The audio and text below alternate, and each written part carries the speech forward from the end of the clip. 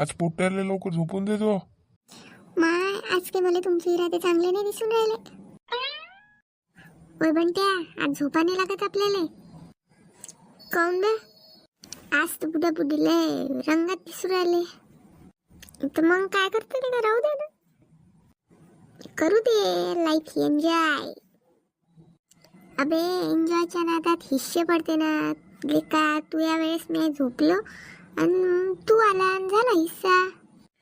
म्हणजे अबे मला लागली झोप आणि मग काही मला वाट नाही. मग झालं डायरेक्ट तू झाला 9 महिन्यानं झाला, पडला नाही हिस्सा माझ्या.